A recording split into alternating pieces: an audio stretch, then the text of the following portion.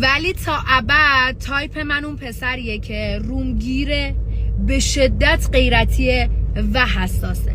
تو طول روز همش رو خطمه و براش خیلی مهمه که من اون رو در جریان تمام کارهای روزمرم قرار بدم، چه پیامکی، چه تلفنی و چه بهتر با عکس و فیلم. انگار همش همینجا کنارمه. من روانی اون پسریم که براش خیلی مهمه با کی میرم، کجا میرم، چه ساعتی بر میگردم، دوستام کیان، تفریحاتم چیاست و پوششم چیه وقتی اون کنارم نیست. حالا تو میخوای اسمشو بذار بدبین، بددل، تاکسیک یا هر چیز دیگه ای. اما از من به شما نصیحت، اگه با یه پسر ایرانی تو رابطه ای، ذات مرد ایرانی حساس و غیرتیه. اگر کسی برای شما اینجوری نیست، بدونید خیلی های دیگر رو تو آب نمک نگه داشته و شما شخص اول زندگی اون نیستی.